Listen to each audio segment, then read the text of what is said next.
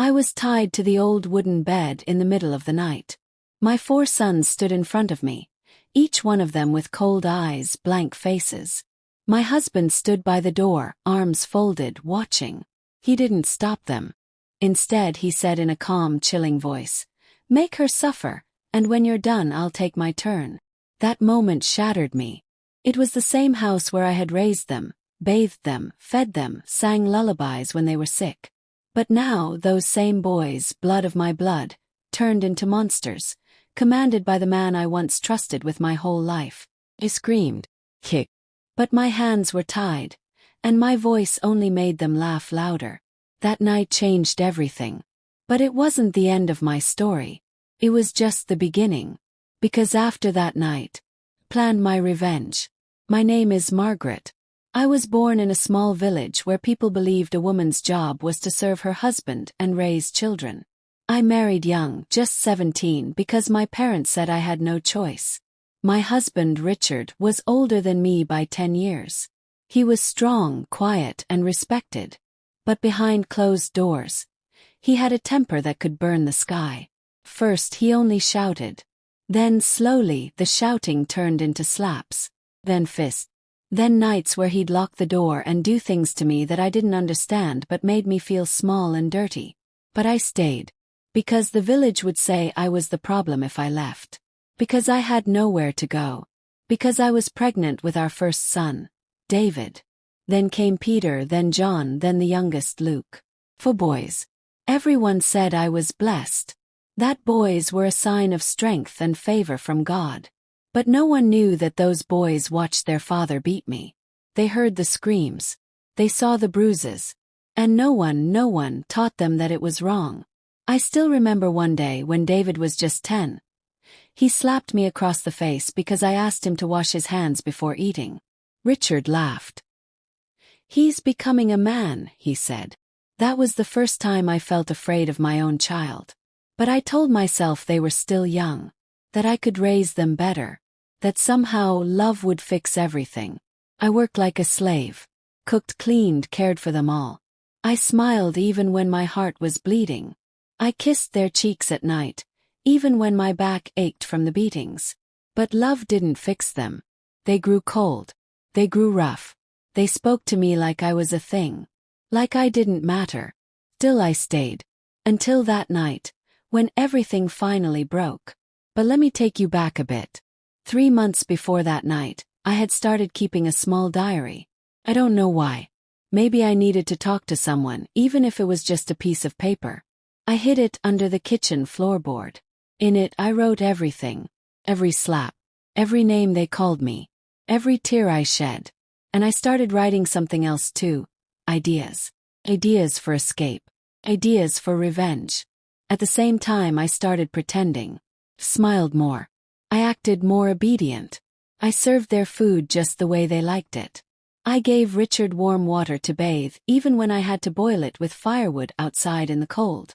I said yes sir to the boys when they barked orders. I made them believe I had accepted my fate. But in my heart something dangerous was growing. Fire. One evening, I saw Luke trying to force himself on a young neighbor girl. She was just 13. I rushed out, grabbed his shirt and pulled him back. He slapped me so hard my ears rang. I reported him to Richard. Richard shrugged. "She's a girl. She'll get over it." I knew then I wasn't just dealing with broken men. I was dealing with devils. But devils can bleed too. I started watching them. What time they left the house, when they came back, who they talked to, what they feared. I learned Peter was scared of snakes. I learned David was terrified of fire. I learned John couldn't swim.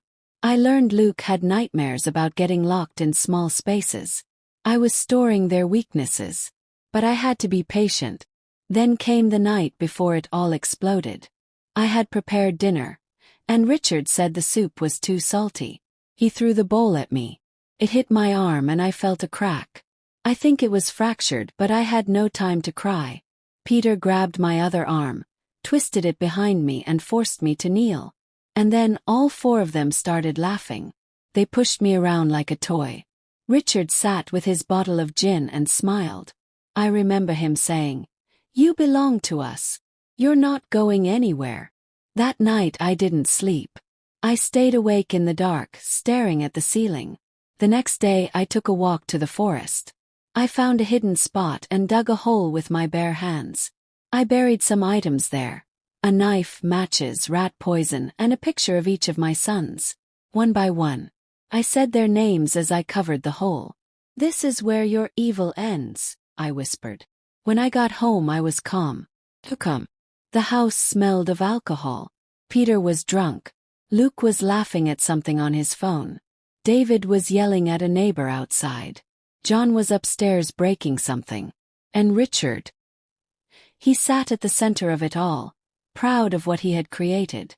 I looked at all of them, and I knew my moment would come. I just didn't know. It would be that same night. That night, I was dragged from my room. They said I had refused to cook. But I had cooked. I always cooked. It was just another excuse. They tied me to the bed. My sons surrounded me. Richard gave the command. And that was when the worst happened. Begged. I screamed. No one listened. And when they were done, Richard stepped forward and whispered in my ear. "I told you. You are nothing but our slave." They left me bleeding, tied up like an animal. But I wasn't broken. I was reborn. As I lay in the dark, I smiled for the first time in years. Because now, they had given me the one thing I needed to do what I had been planning all along. A reason to destroy them completely. And just as I was thinking that, I heard the sound of footsteps. Not leaving the room but coming back. And this time it wasn't Richard. It was someone else. Someone who had seen everything. And they were holding something in their hand. The door creaked open slowly. I turned my head toward the sound, my body still tied to the bed, every bone in pain, my skin raw, my soul burning. I held my breath, expecting Richard or one of the boys to return and continue the torture. But it wasn't any of them. It was my neighbor's daughter, Mary. She stood in the doorway holding a flashlight and a stick in her hand. Her eyes widened in horror when she saw me tied up, blood running down my arms and legs, my dress torn. "Auntie Margaret," she gasped, running toward me. I tried to speak, but my throat was dry. All I could whisper was, "They did this." Tears welled in her eyes. She dropped the stick and started working on the ropes around my wrists and ankles. Her hands were shaking. "I saw everything through the window," she said, sobbing. I waited until they left the room. I had to help you. When she finally untied me, I couldn't stand. My legs gave way beneath me. Mary caught me and helped me sit on the floor. My chest heaved and I cried, not from pain but from the strange feeling of kindness. It had been so long since someone had touched me without hurting me. She helped me cover myself with a bedsheet, then looked at me with panic. "We have to tell someone. We have to go to the police." But I shook my head. "No," I said firmly. "They'll deny it. Say I'm crazy. They have power in this village. No one will believe me. Then what will you do?" I looked into her eyes. "I will finish what I started." Mary stared at me, confused. "What do you mean?" But I didn't explain. Not yet. With her help, I crawled into the bathroom. She boiled some water and helped clean my wounds. The pain was unbearable, but I gritted my teeth. Had to be strong. She gave me some of her mother's clothes. I changed into them and tucked the diary from under the kitchen floor into the dress. It was my truth, my proof, my plan. That night, Mary helped me sneak into the small storage shed behind our house. She said I could rest there while she kept watch. I thanked her, my heart full of gratitude. But my mind stayed sharp. This was not the time to cry. This was the time to fight. I knew Richard would come looking for me in the morning. And when he didn't find me, he'd lie. He'd tell the neighbors I ran away. That I was mad. That I had brought shame to the family. So I needed to disappear for now. At dawn, I slipped away from the shed, covering my face with a scarf. I walked barefoot down the quiet dirt road leading out of the village and headed to the one place I never thought I'd return to. My mother's old house in the hills. She had died years ago, and the place had been abandoned. But the roof still held, and it gave me shelter. I spent 2 days there, healing, thinking, writing in my diary.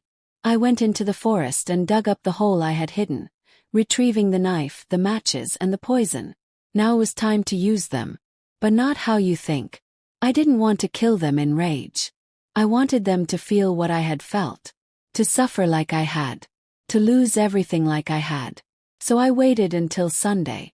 Every Sunday, my sons and Richard would go to the village square to drink and brag. They would talk about how they controlled the house. How no woman could ever disobey them. I showed up at the square. The moment Richard saw me, his eyes widened. "You," he said, laughing in disbelief. "You came back." The villagers turned, staring. I looked beaten, yes. But my voice was calm, loud, and steady. "I have something to say," I told them. He stepped forward. "Go back home before I drag you." "I have something to say," shouted. The square went quiet. I pulled out my diary and read the first page aloud. Every beating, every slap, every cruel word. Every time he ordered the boys to hurt me. Every date, every detail. I read it all. People stood frozen. Whispers ran through the crowd. Richard lunged at me, but this time I was ready. I pulled out the knife, not to stab him but to make him stop.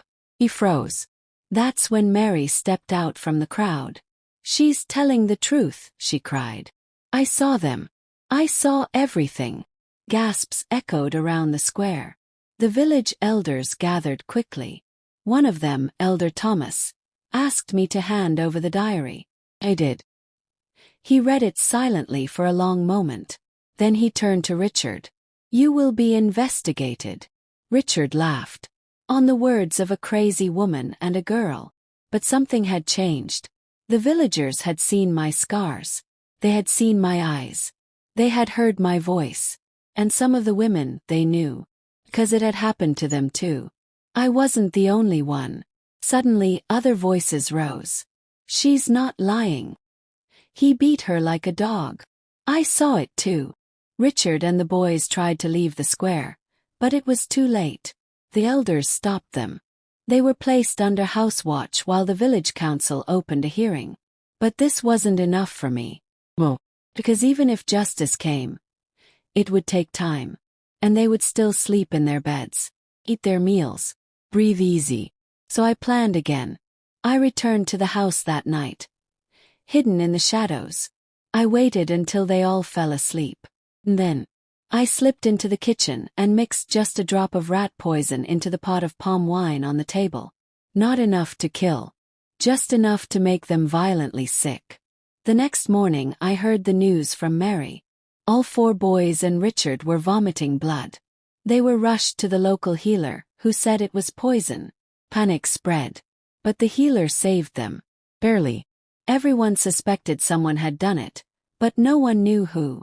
Until I returned to the square the next day. Holding the same knife and my diary. I knelt before the elders. "I poisoned them," I said. "But I didn't kill them. Because I want them alive, to suffer." Gasps filled the air.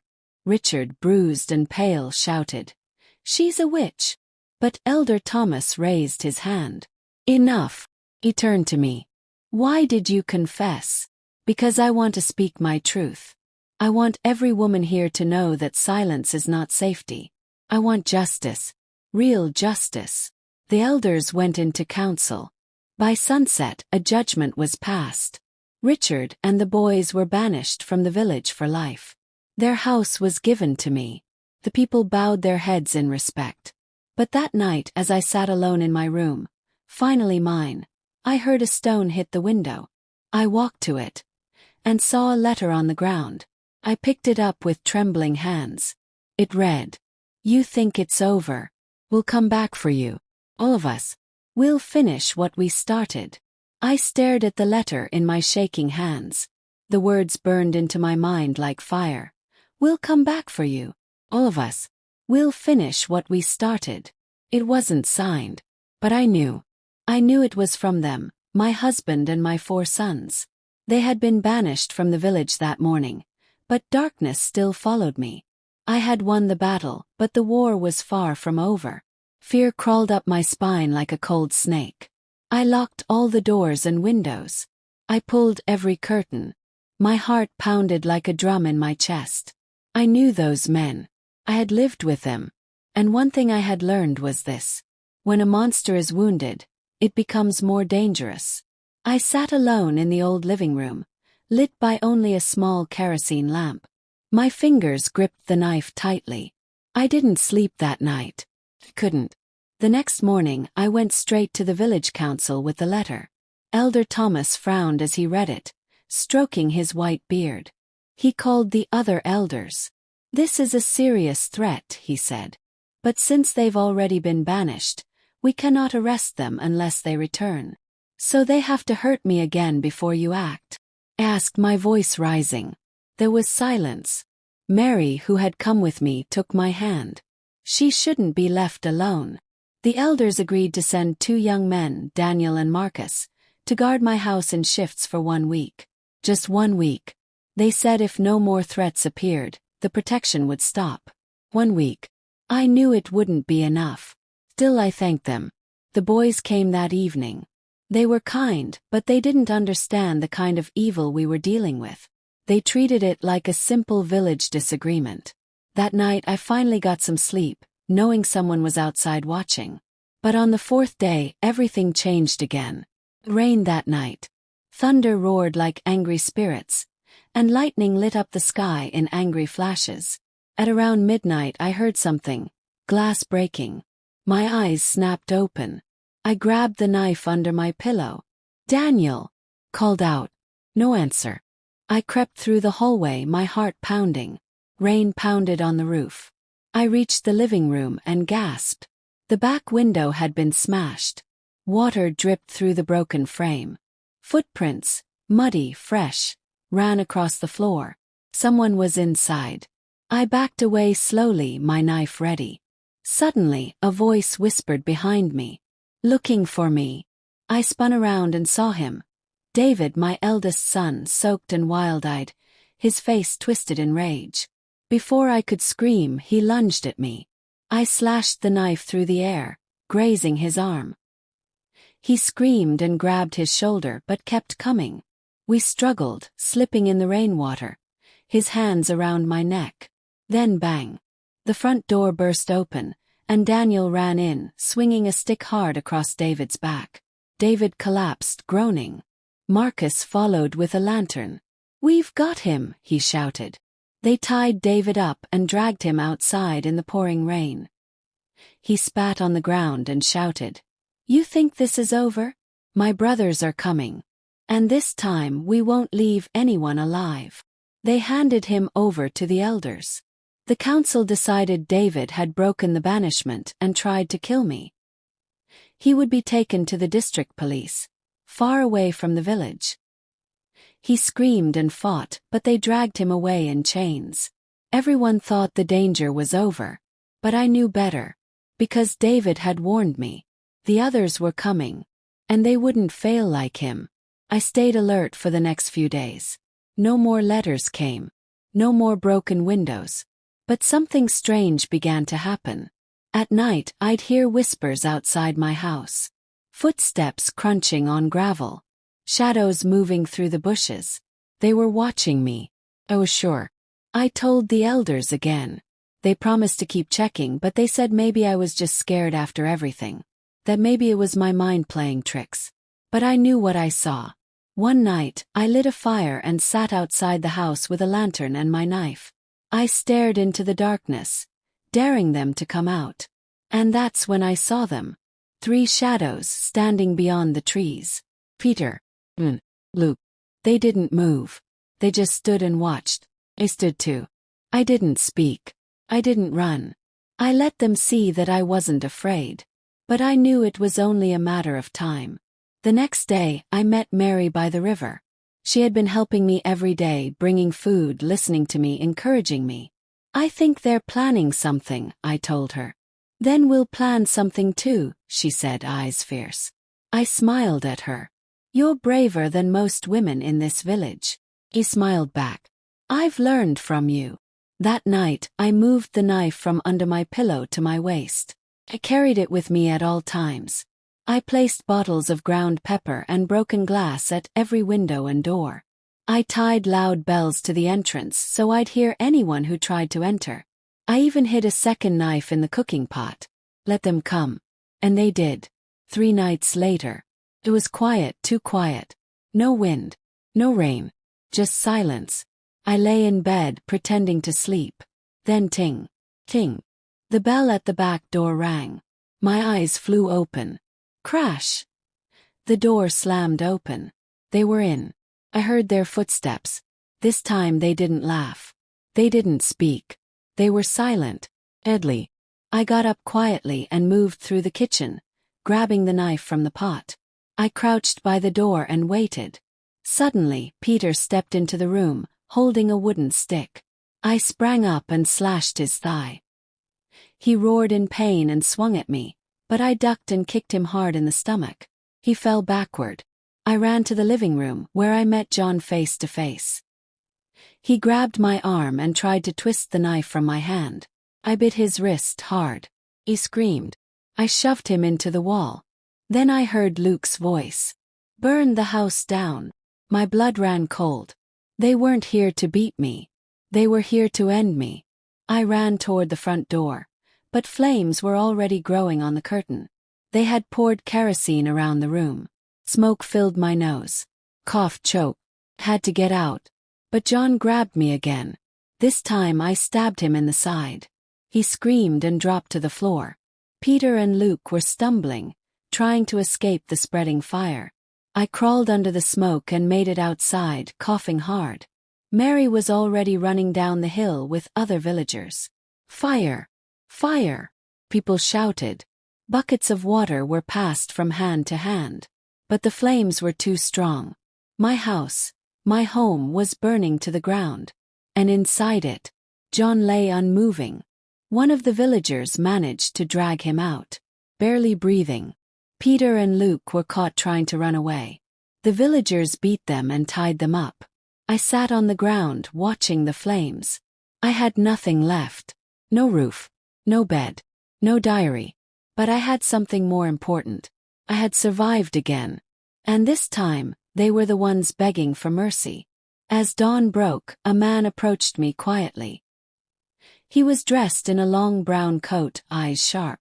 "Are you Margaret?" he asked. I nodded slowly. He handed me a card. "My name is Inspector Graham," he said. "I've come from the city. We heard what happened. And we think your story may help us uncover something much, much bigger." I held the card in my hand, blinking at the name printed on it. Inspector Graham, Regional Criminal Investigation Department. My throat was dry. You came from the city." The man nodded, his eyes scanning the blackened remains of my house, now reduced to ashes. The scent of smoke still clung to the air. Villagers stood nearby, whispering, staring at me like I was something between a ghost and a warrior. "We received word from the district police," he said. "Your case isn't just about domestic abuse. It may be part of a pattern." I furrowed my brow. "What do you mean?" He looked me in the eye.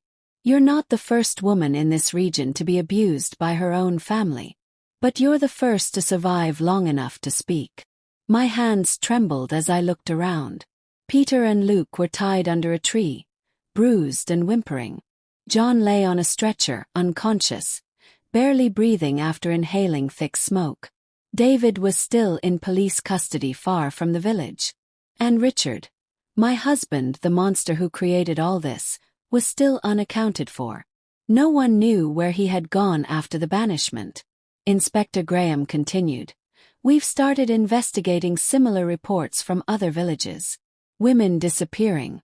Mad wives vanishing in the night. Girls locked away in their homes and never seen again." I swallowed hard. It wasn't just me. I was only one of many. "I want to help," I said. He nodded. "Then come with me. We'll get you medical treatment, a place to stay, and in return, I want your full story. Everything. Every detail." I glanced at what was left of my home, my body aching, my heart still raw. Then I looked at the horizon. Yes, I said. Take me. The city was nothing like my village. Tall buildings touched the sky, cars honked endlessly, and people rushed everywhere with busy eyes. I had never been there before, but Mary had insisted on coming with me. She sat beside me in the police van, holding my hand the whole journey. When we arrived, I was taken to a clean, quiet clinic. A kind nurse named Clara treated my wounds, gave me a fresh change of clothes, and for the first time in years, I slept on a soft bed. No knives under my pillow. No monsters waiting in the shadows. Just peace. But the next morning it was time to dig deep into my pain. I was taken to a room where Inspector Graham sat with a notebook and a small recorder. The walls were gray, the light dim, and the silence heavy. "Start from the beginning," he said softly. And I did. I told him everything. How Richard started hitting me when I was just a teen bride. How the boys copied his cruelty. How the house became a prison. How my cries were ignored by the world. I told him about the diary. Poison. The revenge. The fire. I left nothing out. When I finished, Graham leaned forward. "You're brave, Margaret. Do you know that?" I looked at him with tired eyes. "I don't want to be brave. I just want peace." He nodded. "You may have helped us open the door to stopping a wider ring of abuse across the region." I didn't understand how deep it went, until he showed me a folder. Inside were photos of other women. Old, young, thin, frail, all with pain in their eyes. "They were silenced," he said. "Some killed. Others still missing. We believe your husband may be connected to more than just your case." The words hit me like cold water. "What do you mean?" He took out one final picture. A group photo. Men smiling in suits. Richard stood at the center. "He was part of a secret network," Graham explained. "We believe they used their homes to hide crimes against women. And you, Margaret, might be the only one who knows the truth from inside." I stared at the photo. My husband wasn't just a cruel man. He was evil on a scale I couldn't imagine. My heart beat faster. My thoughts ran wild. Could it be that all those times he left home for business, he was hurting other women too? Suddenly everything made sense. The late-night calls. The strange men visiting the house. The times Richard refused to let me go outside or speak to visitors. I had been a prisoner not just to a man but to a system. And now, had a choice. Stay quiet or fight. Chose to fight. Mary and I were given a safe apartment in the city. Inspector Graham warned me that the investigation would take months, but they needed me to testify. I agreed. But I wasn't just sitting around. Began to heal. Slowly. Each morning, I walked to a small garden behind the shelter. I sat under a tree and wrote. Not just about pain but about strength. I started writing letters to the women in the photos. Not real letters to send, but words of hope. Messages I wished someone had written to me when I was trapped. One day Clara, the nurse, read them. She cried. "These words," she whispered, "they could save someone." So I began to read them at local women's centers. They called me Grandma Margaret, the woman who survived hell and came back stronger. Women started sharing their stories too. And I realized I wasn't alone anymore. But peace doesn't last forever. One evening, as I was walking home from the clinic, a black car followed us. Mary noticed it first. "It's the third time this week," she said, grabbing my hand. "It's him. It has to be Richard." We ran. Heart racing. Feet pounding. Turning corners, dodging cars. But the car kept coming. Finally, we reached the apartment and locked the doors behind us. Mary called Inspector Graham. By the time he arrived, the car was gone. But in its place was a note slipped under the door. This one was written in red ink. "You can run to the city. You can talk to the police. But you will always belong to me. I will get you back, Margaret. And this time, it will be the end." My knees buckled. Graham read it and his jaw clenched. "We'll find him," he said. But the fear returned. He was watching me. He was close. Somehow, he had escaped the investigation, the village banishment, the public shame. He had melted into the shadows again like a snake. And now I knew. If I didn't stop Richard myself, he would never stop coming. He had turned my sons into monsters. He had destroyed every part of my soul. Now he wanted to take what was left of my peace. But he didn't know one thing. I was no longer that scared young bride he had married. I was a survivor. And I was ready for him. The red-inked note shook me to my bones. You will always belong to me. I will get you back. And this time it will be the end. I sat on the floor, the paper trembling in my hand. Mary locked all the windows, drew the curtains tight, and stood beside me with wide, frightened eyes. My heart thudded like a drum, but this time I wasn't just afraid. I was angry. I had escaped death. I had exposed the evil. I had watched my sons fall one by one. And now the man who created it all, Richard, was hunting me again. But he didn't know I had changed. I was no longer his weak little wife. I was no longer afraid of the dark. I was the storm now. Inspector Graham returned to the apartment shortly after we called. He picked up the note with gloves and studied it closely. We'll start tracking every black vehicle within a 20-mile radius, he said. This is no longer just a domestic violence case. It's attempted murder, organized abuse, and now a direct threat to a protected witness. Mary looked at him. You need to hide her somewhere else. Somewhere he can't find her. But I raised my hand. No, I said. They both looked at me in shock. I'm tired of running. I won't live the rest of my life in hiding. If Richard wants to come for me, let him. This time I'll be ready. Graham hesitated. Margaret, you're not safe here. I'm not safe anywhere until he's caught, I said. So let's catch him. That night a plan was made. Graham would set up a trap. He had 2 plainclothes officers pose as maintenance workers around the apartment. One parked car, one inside the grocery store near the building, and one near the stairwell. He called it Operation Widow's Net. And I would be the bait. The next morning I did something bold. I went to the city market. Alone. I wore a simple blue dress. No scarf. No disguise. I walked slowly down the open aisles, my eyes scanning every face. My heart was pounding, but my steps were steady. The market buzzed with life. Children laughed, women bargained, and radios played loud music. But I felt eyes on me. Sharp eyes. Watching eyes. Bought tomatoes. Oil. I turned around and saw him. Richard. Standing at the end of the alley near a barber's shop, pretending to look at newspapers. My hands went cold. He looked thinner. Angrier. He's sunken. Skin darker from being on the run. But I knew that face. I had memorized it after years of pain. He saw me. And smiled. That same cruel smile he wore the night he told our sons to make me suffer. My legs told me to run, but I stayed rooted. I reached into my bag and clutched my phone. I sent the message. He's here. Market entrance. I saw him start walking toward me. 1 step. 2 steps. Then, he pulled something from his coat pocket. A silver object. Blade. I backed away slowly. Suddenly, 2 men tackled him from the side. Graham's officers. The knife flew out of his hand and skidded across the ground. People screamed. Vendors ducked. The market erupted in chaos. They wrestled him to the ground. He fought like a wild animal, spitting, punching, screaming my name. Margaret! You traitor! I gave you a home. I made you a mother.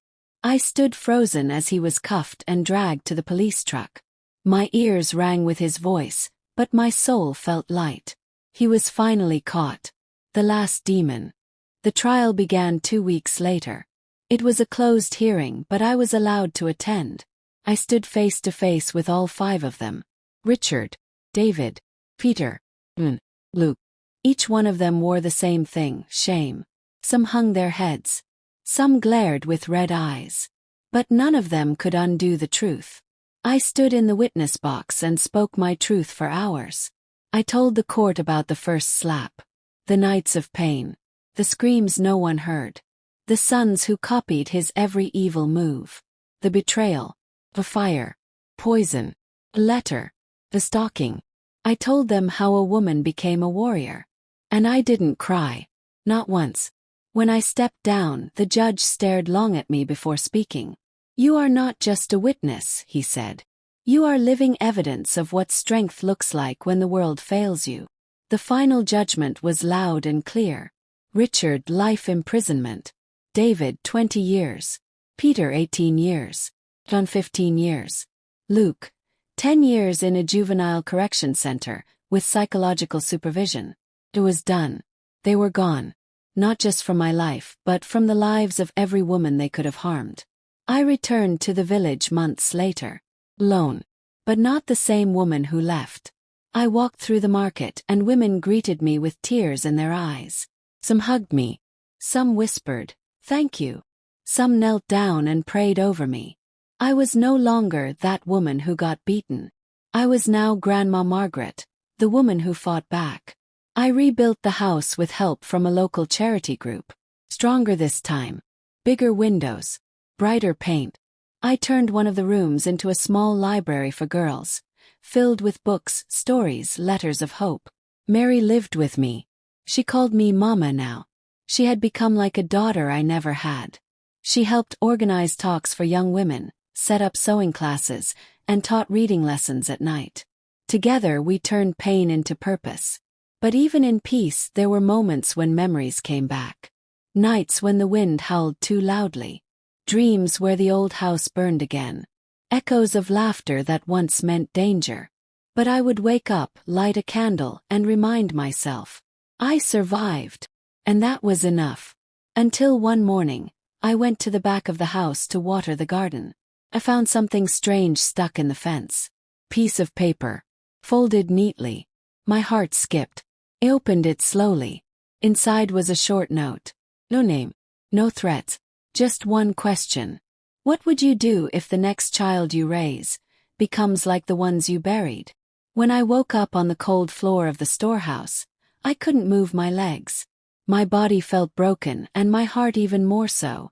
The silence in the air was heavy, except for the rats scurrying in the corners and the faint sound of laughter from the house. I was too weak to scream, and even if I had the strength, I knew no one would come to help me. Hours passed, or maybe it was days. I couldn't tell. My only company was the hunger that twisted my stomach and the pain that throbbed through my body. My sons had done something unforgivable, and my husband. He was no longer human to me. I didn't cry anymore. I just stared at the ceiling and whispered to myself, "I will make them pay. One day they will all pay." Finally the door creaked open. It was Mark, my second son. He looked around nervously before stepping inside and locking the door behind him. "Are you alive?" he asked in a whisper. I didn't answer. I just stared at him. He knelt beside me and brought out a bottle of water and some leftover food. "I couldn't sleep," he said. I know what we did was evil. I didn't want to, Mama, I swear." I turned my face away. "You still did it," I said with a dry voice. Mark looked ashamed. "Papa said if I didn't join the others, he'd throw me out like a dog. He said you were cursed and needed punishment." I was scared. "You should be more scared now," I whispered. "Because you're part of the curse too." He flinched. "I'm sorry. I didn't know it would be this bad. Please don't hate me." He left the food beside me and unlocked the door. "I'll come back at night. I'll try to help you escape." I wanted to believe him, but my heart was heavy. I ate the food slowly and drank the water like it was gold. That night I stayed awake, waiting to see if he'd keep his word. He did. He came back when everyone was asleep, opened the door carefully, and helped me to my feet. "We'll leave through the back gate," he whispered. "It's broken, remember?" My legs trembled, but I leaned on him. Every step was painful, but I kept moving. We reached the back of the house. The gate was still loose, and with a little push it opened. The cold night air touched my skin, and I felt something I hadn't felt in a long time, hope. Mark helped me onto a wooden cart left behind the house. There's a clinic in the next village. We can hide there. As we rolled down the dirt path, I asked, "Why are you helping me now?" He looked away. "Because I had a dream last night. In the dream you were lying in a coffin and we were all crying. But your eyes opened and you cursed us. Fire came from your mouth, and Papa burned alive. I think it was a warning." I said nothing. But inside me a fire truly was growing. A fire that would burn everything they had built on my pain. When we reached the clinic, the nurse took one look at me and gasped. "Who did this to you?" she asked. I couldn't speak the truth. "Not yet. I fell," I lied. But as they treated me, something inside me screamed to fight back. I stayed at the clinic for weeks, healing slowly. Mark stayed nearby, bringing food and updates. One day he came with big news. "Papa thinks you're dead. I told him you ran into the forest and we never saw you again." "Good," I said. "Let him think I'm gone." Because I wasn't just healing. I was planning. I asked the nurse if I could stay and work as a cleaner. She agreed. I needed to earn money. I needed to be strong again. And more than anything, I needed to watch my enemies fall one by one. But just as things began to settle, something shocking happened. One morning, a young girl was brought into the clinic. She had bruises on her face and blood on her dress. "Who is she?" I asked. The nurse looked sad. "Her name is Anna. She says your son Matthew did this to her." My heart froze. Matthew. My third son. He had found a new victim. And I knew I had to stop him before he destroyed more lives like he destroyed mine. The night after the police came and went without doing anything, I stayed up staring at the ceiling. My bruises ached. My soul was tired. And my heart felt like it had stopped caring whether it beat or not. But something inside me whispered, "You have to fight back, Mary. Not for them. For yourself." I got up before sunrise. I dressed in silence and packed a small bag. In it I put the few important papers I had. My old ID card, some photos, my secret phone, and the notebook where I had written every single thing that happened to me. Every name, every date, every bruise. I didn't know exactly what I was going to do with it yet, but I knew it was going to help me one day. I went to the backyard and dug up the spot behind the old mango tree. I had buried something there years ago, money. I had been saving coins, bills, even small tips from sewing clothes for women in the neighborhood. My husband never knew. My sons never asked. The little box was still there, wrapped in a plastic bag and covered in old cloth. The money inside wasn't much, but it was enough. I didn't cry. I didn't panic. I was calm, like a woman who had already died and come back. I packed the money and made tea like any normal day. When John woke up and asked for food, I gave it to him. When Daniel came to throw a rude word at me, I smiled. When my husband returned from town and barked at me, I bowed my head like always. But inside I was burning with a quiet fire. The next morning I visited a local church. I had heard they helped women like me. I walked in with a shaky voice and a swollen lip. The female counselor looked at me with warm eyes and didn't ask too many questions. She let me talk. She let me cry. "I'm tired," I told her. And that was enough. She offered to find me shelter. A women's home where I could stay and get help. But I shook my head. "Not yet," I said. "First, I must do something." She stared at me, confused, but she saw something in my eyes. Something determined. I thanked her and left my notebook with her. I told her, "If something happens to me, give this to the police. And to the news." She promised she would. That night I came home ready for war.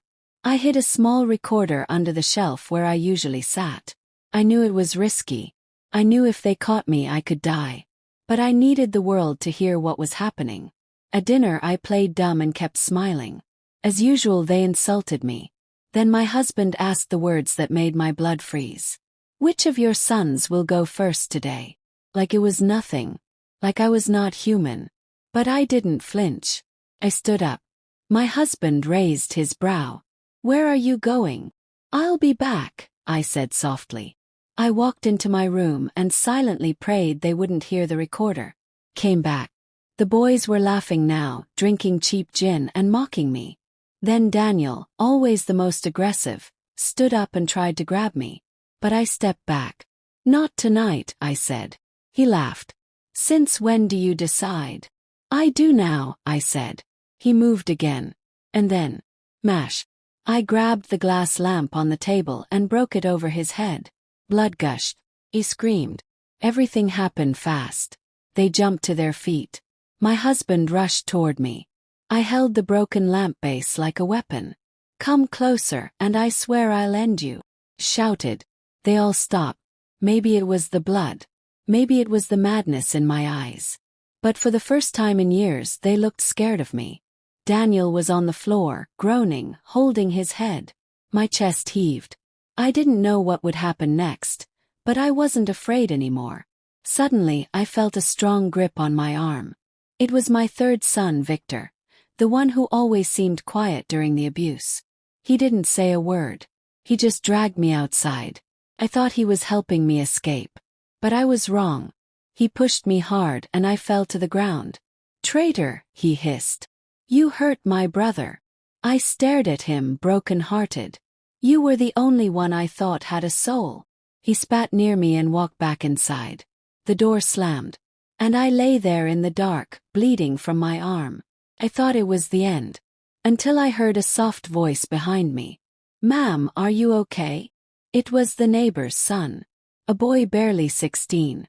He had been walking home from the shop and saw everything. "Please help me," I whispered. He helped me up, took me to his mother. They let me clean up and rest. But before I slept, I sent a message. One message. To the church woman. And to a local journalist I had met long ago. It was time. Time for the world to know. Time for me to get justice.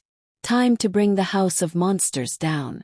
But just when I thought I had seen the worst, the next day something happened that shook me more than anything else. My sons had taken a video of me, half naked, crying and begging, during one of the worst nights of abuse. And they had posted it online.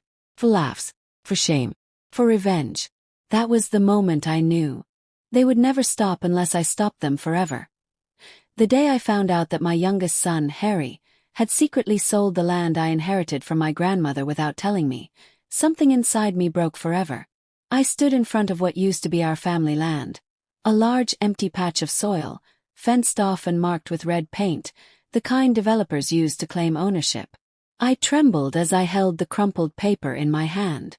The document had Harry's name signed at the bottom as the seller. He had done it behind my back. My own son. Tears clouded my eyes. That land was all I had left of my past. My memories. My peace. It was the only place I ever felt safe as a girl, running barefoot behind Grandma's hut, chasing chickens, hiding under mango trees when the sun was too hot. That land held the only happiness I had ever known. And now it was gone, sold to strangers for money I never even saw. I dropped to my knees, pressed my palms against the earth and screamed, "Why, Harry? Why?" The workers nearby turned to look at me, but I didn't care. Let them stare. My heart was breaking. Days later, Harry came home, acting like nothing had happened. I sat across from him in the living room, the document on the table between us. His eyes widened when he saw it. "Where did you get that, Ma?" "You sold the land, Harry. The land that belonged to my mother. You sold it without telling me. What for?" He scoffed and looked away. "You're too old to be managing land. You wouldn't know what to do with it. I needed the money. Besides, you still live here. What's the problem?" "The problem is you've become just like your brothers. Selfish, cold, cruel." He laughed, a loud, bitter laugh. "Cruel? You don't know what cruel is, Ma. We had a hard life too, you know. You always made it about you." I couldn't believe what I was hearing. "You abused me. All of you. You joined your brothers and you let your father—" "Stop!" he shouted, standing up. "I don't want to hear that again." He stormed out of the house. And once again I was left in silence. That night I didn't sleep. I lay awake, replaying every moment of pain. Every slap, every scream, Every night I cried into my pillow while they partied in the living room. I had taken it all for too long. Now they were stealing everything, my body, my dignity, my land. I lit a candle, got out my journal, and began to write everything down. Every date, every bruise, every name. It was time to prepare for the final step of my revenge. 2 weeks later, something strange happened. Henry, my second son, came home with his wife and child. His wife, Ruth, looked worried. "Ma," she said gently, "have you heard? There's a rumor going around that someone reported your sons to the police. About abuse." I sipped my tea and gave a small smile. "Who would do such a thing?" I said softly, looking directly at Henry. He grew pale. The next morning, I was walking back from the market when I saw something that made my heart stop. My husband, Martin, was standing outside the house, bleeding from his head. His shirt was torn. He looked like he had been in a fight. I dropped my basket and rushed to him. "What happened?" "It was your sons," he muttered. "They beat me. Said I was bringing too much heat. That I should have kept quiet." I froze. My sons, his sons, had turned on him? "They said it's all your fault," he added bitterly. "They know you're trying to destroy us. You think you're smart, woman? This is just the beginning." He limped away, leaving a trail of blood behind him. For the first time, I felt something strange. Satisfaction. But that satisfaction didn't last long. That night, I found a letter slipped under my door. It had no name, no address, just 2 words in messy handwriting. "You're next." I clutched the paper and looked around the dark house. Who had written it? One of my sons? My husband? A stranger? I didn't sleep that night. The next day, I went to the police station to follow up on the report I had filed weeks earlier. But when I got there, I was told something shocking. "Ma'am," the officer said, "the file is gone." Someone came in and removed it. "It's like your case never existed." My knees went weak. "What do you mean it's gone? I gave you everything. The bruises. The witness statements." He shook his head. "It's like someone higher up doesn't want this case going forward." As I stumbled out of the police station, I knew something terrible was coming, and it came faster than I expected. That night, my youngest son, Harry, the same one who sold my land, came into my room with a bottle of alcohol in his hand and an evil grin on his face. "You think you can take us down, Ma?" he slurred. "You think you're strong now? Let's see how strong you really are." He locked the door behind him. I backed away, my heart pounding in my chest. But this time, I had something waiting under my bed. A weapon. And I wasn't afraid to use it. I stood in the courtroom, my hands trembling, but my heart strong. My 4 sons sat on the bench, their faces blank, their eyes avoiding mine. My husband stood beside them, no trace of shame on his face. I had brought them all here. This was my moment of justice. The judge looked at me and said, "Madam Margaret, do you still want to continue with this case against your entire family?" I looked around the room. The courtroom was silent. The press was there. Neighbors were there.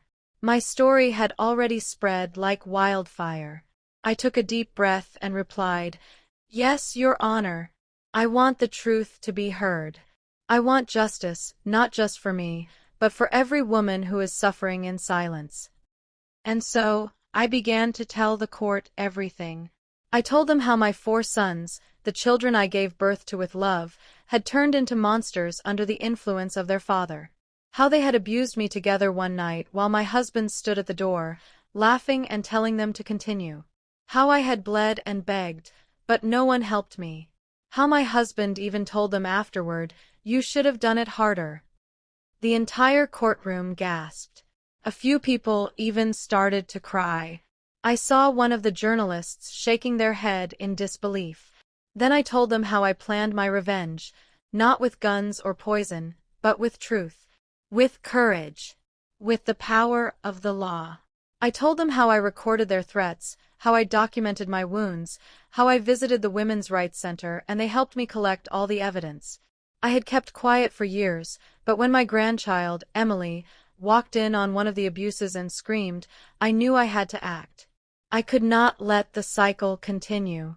My lawyer presented the videos, the medical reports, even the audio of my husband saying, "She's just a woman. Our woman. We can do what we like." Suddenly, the silence was broken. One of my sons, Daniel, stood up in court and screamed, "Stop! Stop all of this. I didn't want to do it. I didn't want to hurt her. But Dad forced us. He said he'd kill us if we didn't." Everyone turned to look at him. His face was wet with tears. "I'm sorry, Mom," he cried. "I'm so sorry." I cried too. I wasn't made of stone. My heart had always been a mother's heart. But I stayed strong. The judge listened to everything and said, "This is one of the most horrific cases of family abuse we have ever seen. All 5 of you, father and sons, will face the consequences of your actions." As the officers stood to arrest them, my husband finally showed fear. "Margaret," he said, "you can't do this. You're nothing without me." I looked him straight in the eye and replied, "I was nothing with you." He lunged toward me, screaming, but the officers held him back.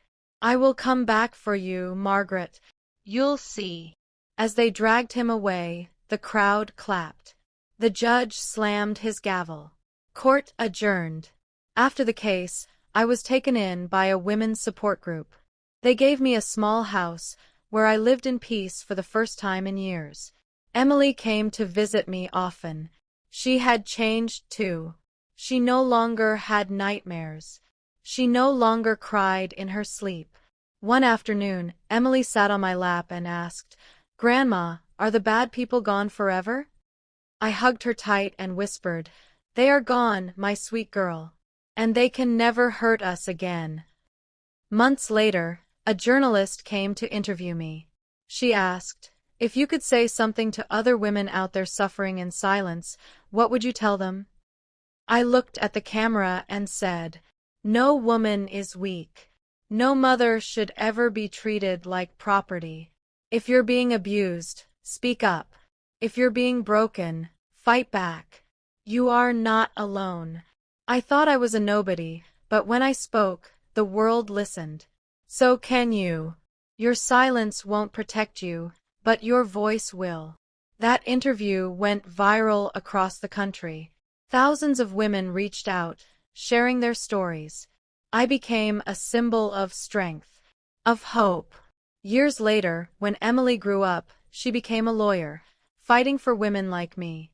She would often say, "My grandma taught me the greatest lesson: truth is power. Even if it hurts, speak it."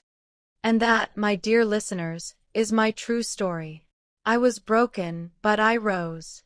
I was abused, but I fought back. I was alone, but now I stand with thousands. Because silence is the enemy, and I chose to speak. If this story touched your heart, please like this video and subscribe to the channel for more emotional real-life stories. Share this with someone who needs strength today. And remember, your voice matters. Never be afraid to speak your truth. Thank you for watching.